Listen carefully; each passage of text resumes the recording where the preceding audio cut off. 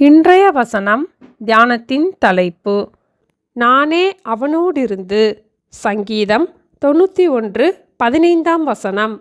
அவன் என்னை நோக்கி கூப்பிடுவான், நான் அவனுக்கு மறு உத்தரவு அருளிச் செய்வேன்.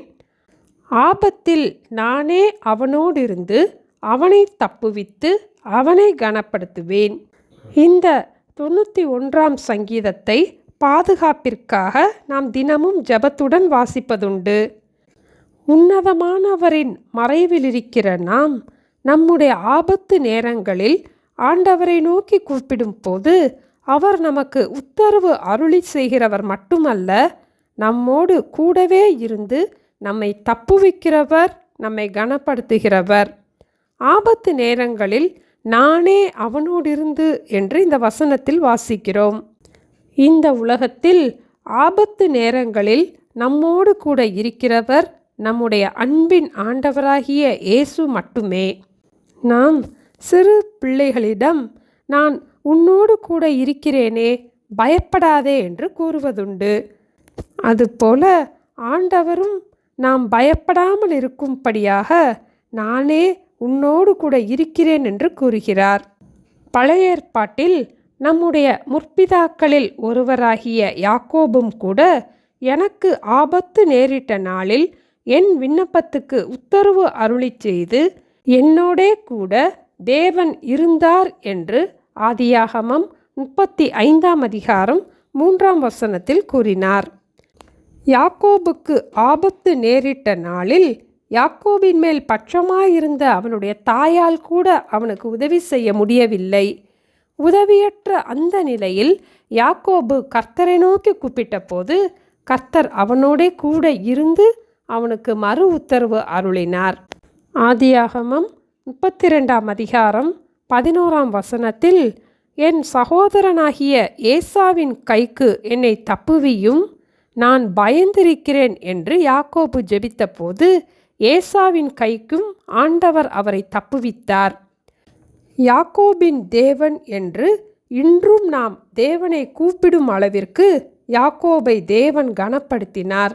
சங்கீதம் 46:7 சேனைகளின் கர்த்தர் நம்மோடிருக்கிறார், யாக்கோபின் தேவன் நமக்கு உயர்ந்த அடைக்கலமானவர் என்று வாசிக்கிறோம்.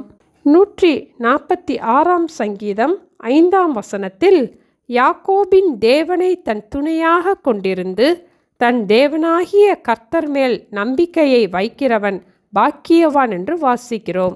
மத்தேயு 22:31 மேலும் மரித்தோர் உயிர்த்தெழுதலை பற்றி நான் ஆபிரகாமின் தேவனும் ஈசாக்கின் தேவனும் யாக்கோபின் தேவனுமாயிருக்கிறேன் என்று தேவனால் உங்களுக்கு உரைக்கப்பட்டிருக்கிறதை நீங்கள் வாசிக்கவில்லையா என்று இயேசு கேட்டார்.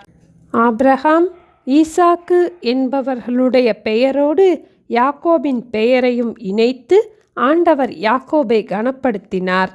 இதுபோல இன்னும் அநேக வசனங்கள் யாக்கோபை பற்றி வேதத்தில் நாம் வாசிக்கிறோம். நாமும் கூட ஆபத்தில் நம்மோடு இருந்து நம்மை தப்புவித்து நம்மை கனப்படுத்தும் கர்த்தரை நோக்கி கூப்பிடுவோம். அவர் நமக்கு மறு உத்தரவு அருளி செய்வார். அவன் என்னை நோக்கி கூப்பிடுவான், நான் அவனுக்கு மறு உத்தரவு அருளி செய்வேன். ஆபத்தில் நானே அவனோடிருந்து அவனை தப்புவித்து அவனை கனப்படுத்துவேன். ஜெபிப்போமா? எங்களை நேசிக்கிற எங்கள் அன்பின் ஆண்டவரே, இந்த உலகத்திலே நாங்கள் எதிர்பார்க்கிறபடி எங்களுக்கு மறு உத்தரவு கிடைக்காவிட்டாலும் எங்களுக்கு மறு உத்தரவு அருளி செய்கிற கர்த்தரை நோக்கி நாங்கள் கூப்பிட எங்களுக்கு கற்றுக் கொடுக்க ஜெபிக்கிறோம் அப்பா. ஆபத்திலே எங்களோடு கூட இருந்து எங்களை தப்புவித்து எங்களை கனப்படுத்துகிற தேவனை ஒவ்வொரு நாளும் நாங்கள் நோக்கி கூப்பிட எங்களுக்கு கிருபை தர வேண்டுமாய் இயேசுவின் நாமத்தில் ஜெபிக்கிறோம் பிதாவே, ஆமேன். Thank you. Have a blessed day.